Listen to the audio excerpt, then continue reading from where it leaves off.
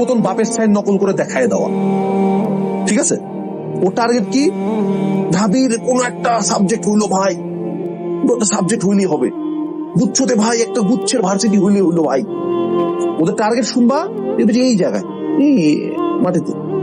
টপারের কথা শুনবা ভাই, বুয়েট মেডিকেল ঢাবি 3টাতে চান্স পেতে চাই, বুয়েটের সিএসসি পাইতে চাই, আমার এইচএসসি তে বোর্ডে ফার্স্ট হইতে চাই, আমার সায়েন্সের সাবজেক্ট গুলোতে 90 আপ কেমনে থাকবে। এদের গোল লেভেলটা স্ট্যান্ডার্ডটা অনেক উপরে থাকে, অনেক উপরের লেভেল চিন্তা করো। এখন চিন্তা করো যার টার্গেট হলো বুয়েটের টপ 100, এই যদি খুব ধরাও খায় তাও কুয়েটে যাবে, কারণ ওই মাথায় লেভেল ওই চিন্তা করে পড়াশোনা করছে। যার টার্গেট বোর্ডে ফার্স্ট হবো, সে তো অ্যাটলিস্ট প্লাস মিস করবে না কোনো সাবজেক্টে, সে কি 5 পয়েন্ট মিস করবে? যার টার্গেটই পাস করা, ও জীবনে 5 পয়েন্ট নিতে পারবে না। কথায় আছে না, shoot for the stars you may land on the moon. তুমি যদি সূর্য টার্গেট করে দৌড় দাও তত চাঁদ পর্যন্ত যাবা, কারণ তোমার টার্গেটই হইলো যে পৃথিবীর পৃষ্ঠ থেকে 500 কিলোমিটার উপরে মাত্র, তাই তো তুমি 500 যাবা না, তুমি 250 পর্যন্ত যাবা। মনে রাখতে হবে, you will never outrun your highest aspiration. তুমি তোমার জীবনের সর্বোচ্চ যে স্বপ্নটা দেখছো, তুমি এটা কখনো ক্রস করতে পারবে না, তুমি হচ্ছে নিচেই যাবা। সো তোমার হাইয়েস্টটা যাতে এমন জায়গায় হয়, এমন লেভেলের একজন কম্পিটিশন হয়, এমন জায়গার স্বপ্ন তুমি যাতে দেখো, তুমি যদি সর্বোচ্চ চেষ্টা দাও, এমন একটা জায়গায় যাবা যেটা বাকি মানুষজনের অ্যাবনর্মাল লাগে, ঠিক আছে? তো কনফিডেন্স গেমটা কিন্তু খুব ভয়ানক। তুমি দেখবা যে যারা লাইফে ভালো করে ও সব সেগমেন্টে ভালো করছে, যেই পোলারটা চান্স পাচ্ছে সে সব জায়গায় চান্স পাচ্ছে, যে পোলার ভালো রেজাল্ট করতেছে সব সাবজেক্টে ভালো। এই কনফিডেন্স গেমটা তোমরা ভালো। তোমার কি এরকম কখনো হয়েছে যে পর একের পর এক এক্সামে তুমি খারাপ করতে আসো, নাম্বার কম পাইতে আসো এবং এর পরবর্তীতে কোন একটা এক্সাম তুমি পড়ে দিছো তাও নাম্বার আসে নাই? কেন? কারণ এই যে তুমি একটা না খারাপ রেজাল্ট করলা, তোমার ব্রেন এটা ধরে নিছে যে আমি খারাপ। তো কনফিডেন্স গেমটা কিন্তু খুব ভয়ানক। তুমি দেখবা যে যারা লাইফে ভালো করে ও সব সেগমেন্টে ভালো করছে, যেই পোলারটা চান্স পাচ্ছে সে সব জায়গায় চান্স পাচ্ছে, যে পোলার ভালো রেজাল্ট করতেছে সব সাবজেক্টে ভালো। এই কনফিডেন্স গেমটা তোমরা ভালো স্টুডেন্টদের কাছ থেকে শিখো, যে ও ওই সব জায়গায় পরীক্ষা দেয়, ওই সব জায়গায় কাজ করে যেগুলোতে ও ভালো। তো তুমি যেটা করবা, আপাতত এমন কোন কোচিং, এক্সাম, প্ল্যাটফর্ম কোন জায়গায় যাবা না যে জায়গায় তুমি গেলে মারা খাবা, গেলে তুমি বাকিদের চেয়ে পিছিয়ে যাবা, গেলে তুমি কম নাম্বার পাবা। দেখি কে কল দিতেছে। করতে হবে যে আমরা কনফিডেন্সটা ব্যাক আনবো কেমনে, যেই প্রসেসে হারাইছি। অর্থাৎ আমি যখন এক্সামে নাম্বার কম পায়ে কনফিডেন্স হারাইছি, এক্সামে নাম্বার ভালো পায়ে কনফিডেন্সটা ব্যাক আনবো। অর্থাৎ এমন কোন কোচিং এ এক্সাম দিতে পারো যেখানে তুমি ভালো স্টুডেন্ট। অ্যাডমিশনের দিন তোমার কি ঘটবে আমি তোমাকে বলি, আমি সবকিছু বলে দিই। সেটা হচ্ছে, অ্যাডমিশনের দিন সকালবেলা তুমি যখন পরীক্ষা দিতে যাবা, তুমি দেখবা, তুমি যদি ধরো সিনসিয়ারলি প্রিপারেশন নাও, আরেকটা কিছু গ্রুপ থাকবে যারা সিনসিয়ারলি প্রিপারেশন নিবে না। যেমন ধরো মেডিকেল ভর্তি পরীক্ষায় তুমি হয়তোবা খুব ভালো মতো মেডিকেল প্রিপারেশন নিচ্ছ, অনেকে ভার্সিটির প্রিপারেশন নিবে, অনেকে ইঞ্জিনিয়ারিং প্রিপারেশন নিবে। ওরা এখন যতই বলে মেডিকেল খ্যাত, মেডিকেল পচা, মেডিকেলে পড়বো না, কিন্তু দেখবা যে ঠিকই ওরা মেডিকেল ভর্তি পরীক্ষা দিতে চলে যাবে। এতে ওদের দোষের কিছু নাই। প্রথম পরীক্ষা হয়, এটা সবাই একটু ওয়ার্ম আপ এক্সাম হিসেবে দিতে যায়। কিন্তু সমস্যা যেটা দাঁড়ায়, ওদের ভেতরে তেমন টেনশন কাজ করে না। ওরা নিজেদের মধ্যে অনেক গল্প সল্প করতে থাকে, হাসি তামাশা করতে থাকে। আমি যখন গেলাম পরীক্ষা দিতে, আমি এমনটাই দেখলাম। আমি ওদের গল্প শুনে মনে হলো আমি কিচ্ছু পারি না, কারণ ওরা এমন সব ব্যাপার নিয়ে কথা বলতেছিল যেগুলো আসলে আমি ধরতে পারতেছিলাম না। এবং এমন সব রঙিন ঝলমলে কাপড় দেখতেছিলাম সবার গায়ে, মনে হচ্ছিল যেন ওরা আজকে ঈদের দিন, অনেক খুশি সবাই। আবার আমাদের মতো কয়েকজন ছিল যারা খুব টেনশনে, একটু মানে অবস্থা খারাপ। তো টেনশন লাগবে, এটা খুবই স্বাভাবিক।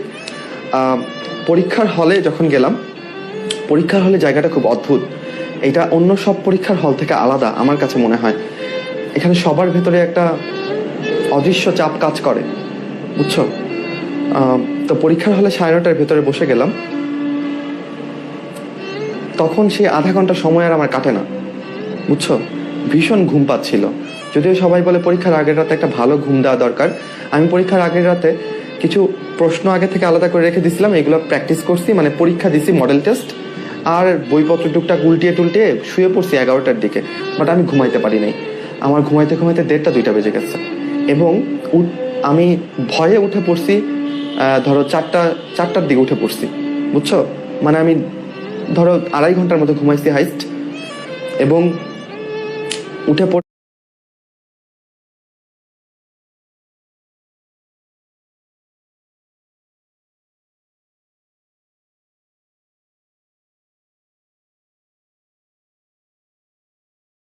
তারপর টেনশন আর ঘুম আসে না। তারপর কিছুক্ষণ বসে রইলাম, আজান টাজান হলো।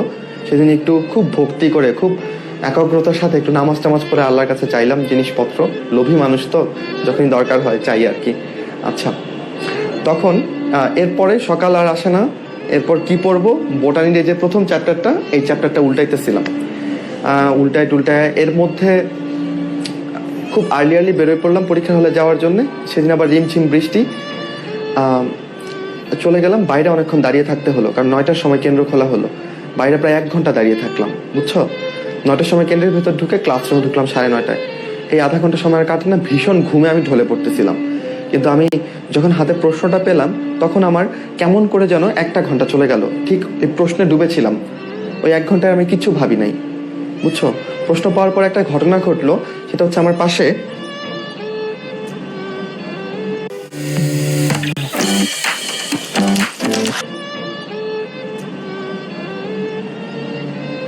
তোমরা আসো না? আচ্ছা, ওকে। আমার পাশের একটা বেঞ্চিতে একটা মেয়ের একটু মানে মাথা চক্কর মারছে, বুঝছো। সে ঠাস করে বেঞ্চের মধ্যে একটা শব্দ হয়েছে, সে পড়ে গেছে যখন প্রশ্ন দিয়েছে। অনেক প্রেশার কাজ করে, এরকম 2-1 জনের ঘটে। টিচাররা তাকে নিয়ে বাইরে গেল এবং এই পানি টানি খাইয়েটাই ওকে আবার পরীক্ষার হলে এনে বসাইলো, এটুকু আমি খালি বুঝতে পারছি। কিন্তু ততক্ষণে আই গেস যে 15-20 মিনিট চলে গেছে। তো এরকম একটা ঘটনা যদি তোমার ক্ষেত্রে ঘটে, তাহলে কিন্তু তুমি পরীক্ষা থেকে আউট হয়ে গেলা। মানে একটা 1 ঘন্টার পরীক্ষাতে 15-20 মিনিট চলে যাওয়া মানে অনেক কিছু, তাই না? তো আমরা নার্ভাস থাকবো ঠিক আছে, বাট এতটাও নার্ভাস হওয়া যাবে না যে আমরা একদম মাথা ঘুরে টুরে পড়ে যাব। তুমি যদি খুব কঠিন করে ভাবো যে আল্লাহ, এটা চান্স না পেলে আমার কি হবে, এটাই না টিকলে আমার কি হবে, তখন তোমার জন্য জীবনটা কঠিন হয়ে যাবে, পরীক্ষাটা কঠিন হয়ে যাবে। তুমি সিম্পলি মনে যাবা, তুমি ভাববা এটা তোমার কোচিং এর পরীক্ষা, এটা তোমার বন্দি পাঠশালার পরীক্ষা দিতে যাচ্ছ। প্রশ্নগুলোও দেখবা যে ভাইয়াদের পড়ানো থেকে অনেক কিছু কমন পড়বে, এবং হুবহু বইয়ের লাইন কিছু পাবা। সেগুলো দেখলে তুমি এমনিতেই কনফিডেন্স পাবা, ভয়ের কিছু নাই। তোমার ভালোটা যেন তুমি দিতে পারো, তুমি যেন সোজা প্রশ্নগুলোকে ভুল না করো, এটা চেক দিবা। আচ্ছা, পরীক্ষা দিয়ে বের হলাম, মনটা ভীষণ খারাপ। কারণ আমার কাছে, আমি কোচিংয়ে যেমন পরীক্ষা দিই, আমার মনে হয়েছে যে এই পরীক্ষাটা অমন হয় নাই, একটু মন্দ হয়েছে, বুঝছো। তো বের হওয়ার পরে দেখি সবার হাসি হাসি মুখ, অনেকে বলতেছে 90 পেয়ে ফেলবে, এটা সেইটা। আমি তো বুঝতে পারছি, আমি পরীক্ষা দিয়ে বুঝতে পারতাম আমি কত পাবো। তো আমি বুঝতে পারছি আর যাই হোক এই প্রশ্ন 90 পাওয়া যাবে না। আমাদের সময় এত বেশি তথ্য আমরা জানতাম না, যে কত পেলে ঢাকা মেডিকেল, কত কাট মার্ক। তোমরা এখন এইগুলো নিয়ে যত লাফালাফি করো, আমাদের সময় এগুলো তেমন কোনো জানাশোনাই ছিল না ভালো মতো। টুকটাক অল্প স্বল্প জানতাম আর কি। তো আমি ধরে নিছিলাম যে 90 না পেলে তো আর ঢাকা মেডিকেল হবে না, আমার এরকম একটা চিন্তা ভাবনা ছিল। তো কোচিংয়ে মার্কস ধরো মোটামুটি ওই 90+ থাকতো, দেখে পরীক্ষা দিয়ে বুঝতে পারি যে এটা 90+ পাবো। কিন্তু যখন মেডিকেল ভর্তি পরীক্ষা দিয়ে বের হলাম, বুঝতে পারলাম যে না, এটাতে আমার মার্ক থাকতে পারে হাইস্ট 82-83। আমার কাছে এটা ফিল হয়েছে। আমার বাবা জিজ্ঞেস করলো, কেমন দিলি বাবা পরীক্ষা? আমি বললাম, তোমার ছেলের হয়তো বা ডাক্তার হওয়ার স্বপ্নটা পূরণ হবে, কিন্তু ঢাকা মেডিকেল কলেজে পড়ার যে স্বপ্ন, সেটা বোধহয় আর বাস্তবায়িত হবে না, কারণ পরীক্ষাটা আমার তেমন ভালো হয়নি। খুব বিষণ্ণ চিত্তে বাড়ি গেলাম, এবং যে প্রশ্ন মিলাচ্ছি, যেগুলো কিছু চিন্তা ভাবনা করে কিছু প্রশ্ন দাগাইছি, বুঝছো, কিছু রিস্ক নিচ্ছি চিন্তা ভাবনা করে, ক্যালকুলেটিভ কিছু রিস্ক, সেগুলো যাচাই টাচাই করে দেখলাম যে না, কিছু হচ্ছে, 2-1টা ভুল যাচ্ছে। আচ্ছা, এরপর রেজাল্টের জন্য অপেক্ষা, খুব কষ্টের, জানো। এসএসসি এইচএসসি রেজাল্টের সাথে মেডিকেল ভর্তি পরীক্ষার রেজাল্টের জন্য অপেক্ষার কোনো তুলনা নাই। তখন আমি খাইতাম না, আমি গোসল করতাম না, আমি কারোর সাথে কথা বলতাম না, আমি রুমে একলা বসে থাকতাম। মানে রেজাল্টের জন্য এত উদ্বিগ্ন হবো, এটা আমি কোনোদিন ভাবি নাই। অক্টোবরের 7 তারিখে পরীক্ষা হয়েছিল, 9 তারিখে রেজাল্ট দিয়ে দিবে এমন বলছিল 2016 সালের। কিন্তু দিবে করে আর দিচ্ছে না। এই 9 তারিখে আবার কল্পকাহিনী রটে গেল অনেক। অনেকে বলতে থাকলো যে কিছু ওএমআর নাকি দুর্ঘটনাজনিত কারণে পুড়ে গেছে। এই ওএমআর পুড়ে গেছে কারণে ওরা রেজাল্ট দিতে পারতেছে না। আমার অনেকে বললো যে সিট বিক্রি হচ্ছে, আমি কি সিট কিনতে চাই? ঢাকা মেডিকেল সলিমুল্লাহ সোহরাওয়ার্দীর নাকি সিট বিক্রি শেষ, এখন নাকি ময়মনসিং এরটা চলতেছে। আমি যদি কিনতে চাই তাহলে যেন 15 লক্ষ টাকা নিয়ে সেখানে যোগাযোগ করি। এইগুলো শুনে হৃদয় ভেঙে চুরমার। আল্লাহ যদি সত্যি এমন হয়, তাহলে আমি কি করব? তো 10 তারিখ সকালবেলা খুব দুশ্চিন্তায় কাটতেছে জীবন। সকালবেলা থেকে চেক করতেছি কখন রেজাল্ট দেয়, বারবার রোল নাম্বার দিচ্ছি, চেক করতেছি। একটা ব্যাপার আমার ক্ষেত্রে ঘটতো। আমি যখন কলেজে পড়তাম, বুঝছো, রাত জেগে পড়ার অভ্যাস ছিল আমার। আমার মা যখন রাতে একটু উঠতেন ওয়াশরুমে যাওয়ার জন্য, তখন যদি দেখতেন পড়তেছি, একটু মাথায় হাত টাত বুলাই দিয়ে যেতেন, একটু আদর টাদর করে দিয়ে যাইতেন। তো মাঝে মধ্যে এমনও বলতেন একটু আবেগে উদ্বেলিত হয়ে যে, আচ্ছা ধর এমন যদি হয় তুই মেডিকেলে ফার্স্ট হয়ে গেলি তাহলে কেমন হবে। এগুলো আমার কলেজের ঘটনা, বুঝছো। তো এগুলো শুনে আমার ভীষণ রাগ পেতো। আমি আমার মার উপরে একটু রাগ দেখাতাম যে এগুলো তুমি কি বলো, এগুলা কি বলার, এগুলো কি বলে কয়ে হয়, এইটার তো আর মানে কোনো সম্ভাবনা নাই, মানে এগুলো আর বইলো না, এরকম করতাম আর কি। কিন্তু আমার মা প্রায়শই এইসব কথা বলতেন যখন কলেজে পড়তাম। 10 তারিখ সকালবেলা উনি আবার এই ধরনের একটা কথা বলছেন, আচ্ছা ধর এমন হইলো যে তুই ফার্স্ট হয়ে গেলি তাহলে কি, দেখো খুব ভালো করে ফেলবি, ফার্স্ট হয়ে যাবি, এরকম কথা সকালবেলাও একটা বলছেন। তো আমার তখনও খুব মেজাজ খারাপ লাগছে, এমনিতে টেনশনে অবস্থা খুব খারাপ। আমি আমার মাকে বললাম যে যদিও একটা সম্ভাবনা ছিল, কিন্তু তুমি তো এটা বলে ফেলছো, এইটা আর হবে না। কারণ আমি আমার যাপিত জীবনের যে অভিজ্ঞতা সেটা দিয়ে দেখছি যে কিছু একটা বলে ফেললে সেটা আর হয় না। আমরা প্ল্যান করে রাখছিলাম যে প্রফের পরে একটা সেই লেভেলের ট্যুর দিব। এখন এই যে প্রফের পর টাইম চলতেছে, ট্যুর এখনো হয় নাই। খুব প্ল্যান করে রাখলে, খুব বলে ফেললে সেগুলো আর হয় না, এরকম। যাই হোক, 10 তারিখ বিকেলবেলা, বিকেল না সন্ধ্যার একটু আগে আগে, মানে পরন্ত বিকেল বলতে পারো, আমি মোবাইলে রোল নাম্বার দিচ্ছি, সাবমিট করতেছি, রোল নাম্বার দিচ্ছি, সাবমিট করতেছি, দেখি যে ইনভ্যালিড রোল নাম্বার, তখনও রেজাল্ট আসে নাই। আচ্ছা 1 মিনিট আগেই, মানে ধরো 10 সেকেন্ড আগেই দিছি ইনভ্যালিড রোল নাম্বার, আবার দিছি, আমি দেখলাম যে একটা স্ক্রিন চলে আসলো। এইটা সবুজ বা টিয়া রঙের একটা ব্যাকগ্রাউন্ড, এখানে কিছু কথা লেখা। সবার আগে আমার যেখানে চোখ গেল সেটা হচ্ছে অ্যালোটেড কলেজ, এখানে দেখলাম লেখা ঢাকা। তখন আমি বুঝলাম না, দেখো এগুলো যখন আমি বলি আমার খুব গুজবাম্পস হয়, আমার একদম মানে গায়ের লোমগুলো দাঁড়িয়ে যায়, আমি সেই মোমেন্টটাকে এখনো ফিল করতে পারি। আমি ঢাকা দেখে তখনও বুঝি নাই এই ঢাকা মানে কি ঢাকা মেডিকেল নাকি ঢাকা ডিভিশনের মধ্যে কোনো মেডিকেল কলেজ। যাই হোক, এরপরে উপরের ঘরটার দিকে তাকালাম, এখানে দেখলাম লেখা যে মেরিট পজিশন, এখানে শুধুমাত্র একটা 1 লেখা।